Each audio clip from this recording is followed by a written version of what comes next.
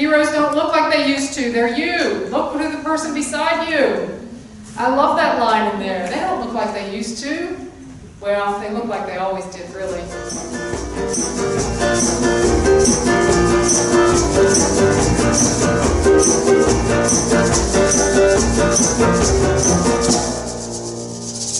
All right. The much anticipated 4 agreements. People love the 4. Some people love the 4. How many people have read this book? Most people have read this book, and you still showed up here. That's pretty crazy, right? So, well, it's not crazy because this book is what I understand and what I believe. It's infused with the sacred nature. You know, it's not just your next bestseller on the list. It's infused with this sacred nature. It's a Toltec wisdom book. It's a Toltec wisdom book, so it's more than just those 4 lines, those 4 agreements. Let me read you about the author in case you've forgotten. Don Miguel Ruiz was born into a family of healers, and he was raised in rural Mexico by a healer, his mother, and a shaman, his father, his grandfather rather. The family anticipated that Miguel would embrace the century-old legacy of healing and teaching and carry forward the esoteric Toltec knowledge, but instead he was distracted by the modern life. Isn't that interesting? He was distracted. How? He chose to go to medical school and become a surgeon. Big distraction, huh? A near-death experience changed his life. Late one night in the early 70s, he awoke suddenly, having fallen asleep at the wheel of his car. At that instant, the car careened into a wall of concrete.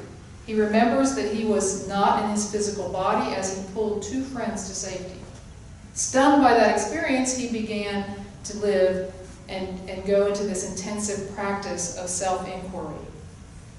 He devoted himself to the mastery of the ancient ancestral wisdom, studying earnestly with his mother and completing an apprenticeship with a powerful shaman in the Mexican desert. His grandfather, who had since passed on, continued to teach him in his dreams. In the tradition of the Toltec, a shaman guides an individual to personal freedom. And so Don Miguel is a shaman from the Eagle Knight lineage and is dedicated to sharing the knowledge and teachings of the Toltec tribe. When was the last time you read the inside of that cover, I wonder? That's an amazing way to start, I believe, amazing way to understand this, that this wisdom and this information in this book has a sacred beginning. It has a sacred beginning. It's really more than just these 4 lines. The Toltec peoples lived in southern Mexico. They were teachers and scientists and artists, and they were devoted to this spiritual understanding. They were devoted to it, and they passed it on verbally. In fact, they had some fear about writing it down because they thought it would be corrupted. They thought people would use it for their own personal advantage over people, and so they didn't write it down, and so it was passed on in this way. And that's how Miguel Ruiz began to understand it through his ancestors, as the story was told there. The 4 agreements are really a way of life. It's a way of life. It's not just something we read and then we put aside. It's really a way of life, which is why you guys showed up here today having read it, because you know sometimes it's good to have a refresher and to remember it's a way of life. So the 4 agreements are: be impeccable with your word, don't take anything personally, don't make assumptions, and always do your best. Now it sounds pretty simple, doesn't it? It sounds pretty simple. And actually the hardest one is the one we're going to talk about today. But it is a way of life. It is really a path to freedom. It's a path to personal freedom. It's a path to personal freedom. If you are able, and if I am able to live these 4 agreements, I will have heaven on earth. You know, it will be heaven on earth for me. But alas, here we are, all wanting and needing more practice to the pathway to freedom. So let's talk about this first agreement, which is to be impeccable with your word. Well, what is the word? What is the word? How do they use it? How is that used in this book? What is the word? Well, I would tell you, your word is your power to create. Remember when I told you when we recited that in the beginning? That is a creative process. Your word is how you create. It carries the power of your belief, backed up by the vibration and intensity and vibration of the universe itself. That's what the Word is. And you know what? Jesus knew that too. The Toltecs knew that, and Jesus knew that. When he walked into the room where Lazarus was lying dead on the bed, he didn't say, well, God willing, maybe this guy can get up off of this bed and be alive. No, what did he say? He said, rise up. He said, rise up. He knew the power of the Word, backed up by belief, and the vibration of God, the universe, spirit behind it. He knew that. When the woman who had been crippled for 18 years wanted to be healed of her crippling disease, he simply said this. He said, woman, your disease has left you. That was it. That was it. He understood the power of the Word. When the blind came to him and wanted to see, he simply said this, receive your sight. Receive your sight. That was it. He knew the power of the Word. He knew that it flowed through him. He knew that his belief in the power was a big part of it. He knew that that's how it worked. You know, in the Christian faith, in the Christian tradition, it's called faith. In the Toltec tradition, it's called magic. In other words, these two things that mean the same thing, like something that's unseen, something that's not seeable. That's what elevates that. That's what elevates the Word. Elevates the Word. The Word is your creative power in the universe. Let me read you this story. There was a woman, for example, who was intelligent. She had a very good heart. She had a daughter who she adored and loved very much. And one night she came home from a very bad day at work, tired, full of emotional tension, and with a terrible headache. She wanted peace and quiet, but her daughter was singing and jumping happily. The daughter was unaware of how her mother was feeling. She was in her own world, in her own dream. We're all in our own dream. She felt so wonderful, and she was jumping and singing louder and louder, expressing her joy and her love. She was singing so loud, it made her mother's headache even worse. And at a certain moment, the mother lost control. Angrily, she looked at her beautiful little girl and said, "Shut up! You have an ugly voice. Can you just shut up?"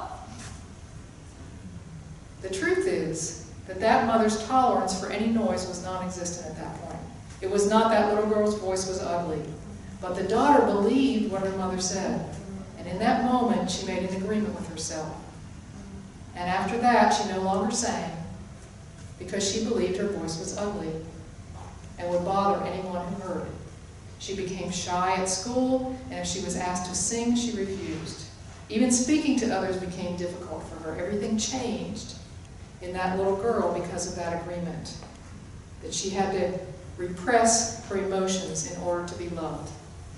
That's the power of the Word. That's the power of the belief behind the Word and the energy behind the Word. That's the power of it. It is the creative process in me, the Word. You know, it works in the other direction too. In what seems like another lifetime, I was a potter.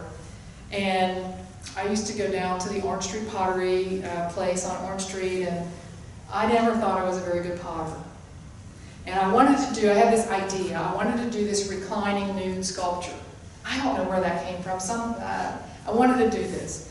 And my friend Suzanne she said, well, I'll help you do it, I'll help you. And she had this model thing, and she gave me these books, and she was helping me understand what that was. And I said, Suzanne, I don't think I'm going to be able to do this. I mean, I don't think I have it in me. And she said to me, Paula, you are an excellent potter. You are so creative. I know you can do this. And boom, it just turned in me at that point. It just turned over in me. Those words that she said with total belief, I accepted it as an agreement in myself. I accepted that I was not just a good potter, but a great potter. And out of that came the reclining nude that I called Henrietta. So it worked, right? So it works. The power of the Word is immense. It's immense. And we accept people's words and opinions, and we accept our own words and opinions toward ourselves, and we make these agreements about it. We decide if they're true or not true. We decide to accept them or to not accept them. You see how that works? I mean, both of us, this little girl in this story and myself, accepted what the other person said, but it led us in two different directions. It can really lift us up, or it can really smash us to the ground. It can really encourage us to move on, or it can stop us dead in our tracks. It can do both of those things, these words and opinions. And I'll tell you what, we have the worst words for our own selves. So many times. So many times the way we talk to ourselves. And we make these agreements with our own self. Listen to this. So here's another example. You wake up in the morning feeling very happy. All right? You feel so wonderful, you stay 1 or 2 hours in front of the mirror making yourself beautiful. Now guys, all right, maybe it's a little less time. Well, one of your best friends says to you when they see you, "What has happened to you? You look so ugly. Look at that dress you're wearing. You look ridiculous." That's it. That's enough to put you all the way down in hell. Maybe this girlfriend just told you this to hurt you, and she did. She gave you an opinion with all the power of her word behind it, and if you accept that opinion, it becomes an agreement in you. And you put all of your power into that opinion. And in the Toltec tradition, it's called black magic. You decided to take the poison. You decided in that moment to let that be what it's about. And we do it all the time. We look in the mirror, I look in the mirror now, I like to wear 3/4 length sleeves because I look in the mirror and I see these lady arms, and I'm like, oh no, that's not happening, Ask Renee. We make these agreements, we look at ourselves, and it's funny, but you know what, I made that agreement with myself, that I have old lady arms and they don't look good. What is that energy I'm feeding myself? That's poison right there. What about if I tell myself I'm too fat, I'm too ugly, I'm too small, I'm too big, I'm too skinny, I'm not smart enough. All that is feeding ourselves poison. We're creating our environment, we're creating our experience with our words. That's what we're doing. Well, here's a great story that I want to share with you. Meryl Streep, Meryl Streep went to her first audition in 1976 for the movie King Kong. And when this director's son is the one who brought Meryl there. She was a brand new actress. He was all excited to bring his father this brand new actress because he was really excited about her the potential. And the director, so she comes in, and the director says to his son in Italian, which, by the way, just so happened Meryl Streep could understand.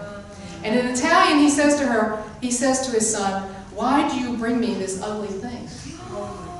See? She says this. This is what Meryl Streep says. She said, "This was a pivotal moment for me. This one rogue opinion could derail my dreams of becoming an actress or force me to pull myself up by my bootstraps and believe in myself. I took a deep breath and said, 'I'm sorry you think I'm too ugly for your film, but you're just one opinion in a sea of thousands, and I'm off to find a kinder tide.'" Of course, she has 18 Academy Awards, by the way. But you see how that works? We don't have to take the poison. We don't have to make the agreement that that somebody else's opinion or words are true. We have to learn to be impeccable with our word. So what's the impeccable piece of it? Well, impeccable, the word comes from the Latin peccatus, which means sin, and which means without. So impeccable means to be without sin. In other words, to be without judgment, to not talk negative about yourself. That's what to be impeccable with your word is. To not speak at yourself in that way. I want to get this right. It means to not go against yourself. To not go against yourself. Because here's the thing, if we use our words and talk to others in the way that this director did to her, in the same way this woman in the story talked to her daughter, that doesn't just go to the other person. That anger, that frustration, that judgment, that bullying, that indifference, all of those, it vibrates right here around you. So as you choose to give poison to someone else, you are taking it yourself. You double down when you give yourself that poison explicitly with your words. When you tell yourself anything negative. That's the power of the word. To be impeccable is to not do that, to never serve poison ever. Is decide to stop spreading it. It's that simple, and it's one of the most difficult agreements to keep. Miguel goes into a long couple of pages about the idea of gossip. And I'm wondering how many of us can remember being in the group, being in any group, and talking poorly about someone. Someone you don't like, someone that doesn't agree with you. You know, gossip is one, he said, one of the things that is the most poisonous thing that we do. And we think it's okay, especially when everybody in our group agrees about it. You know, that's what we try to do. We want everybody to gather around and hear about this person or these people and how bad they are. And we don't realize we're feeding poison to ourselves with gossip. It doesn't have to go to the extent of hatred. It can be dislike, and that's what we're sowing. That's what we're sowing. To be impeccable with our word takes some effort, for sure. But the power you recognize goes beyond those words. The power is in the belief we have about it, backed up by the power and presence of the universe behind it. You know, Jesus knew that, and when he said, for those that believe, anything is possible. You know, for those that believe in the power of the word, for those that believe in the power of love to flow through me, anything is possible. In fact, you can say to this mountain, move from here to there, and it'll happen. That's the power of the word. I think he was trying to, now, you know, did he mean the mountains are going to move? I don't know. Doesn't it seem like sometimes that's what it's going to take in your life? That it's going to be as if a mountain gets up and actually moves? The power you have is in your word. It's in your word and in your belief and in the channeling and the existence of God itself as loving you. That's the truth. I think that's what he's talking about. So what's the point? If you adopt the first agreement and become impeccable with your word, any emotional poison will eventually be cleaned from your mind and from your communication in all your relationships, including your pets. It'll be gone if you practice this. The impeccability of the word will also give you immunity from anyone putting a negative spell on you. That black magic won't work. It won't work. You will only receive a negative idea if your mind is fertile ground for that idea. When you become impeccable with your word, your mind is no longer fertile ground for words that come from black magic, from words that come from that poison of others' words and opinions that are anything less than love. Instead, it is fertile for the words that come from love. When you are impeccable with your word, you will feel free. You will feel happy and at peace. Just imagine what you can create with an impeccability of your word. You can transcend the dream of fear and live a different life. I'm telling you, this is possible. I'm telling you, it's real from the Toltec tradition, from the Christian tradition. Just try it. It will change your life. You can live in heaven in the middle of thousands of people living in hell because you are immune to that hell. You can attain the kingdom of heaven from this one agreement.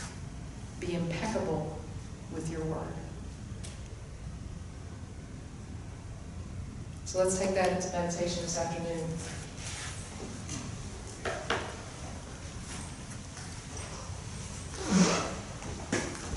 I invite you to take a deep breath in and out and close your eyes.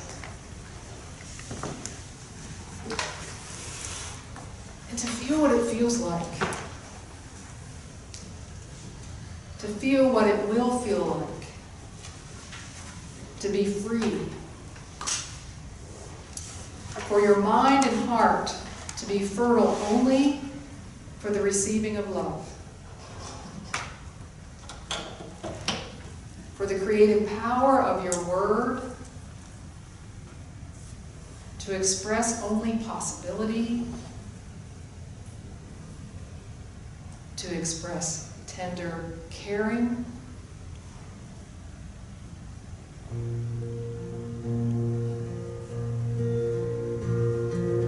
to make a commitment to be impeccable with your word towards all people, in all situations, and most tenderly and impeccably toward yourself.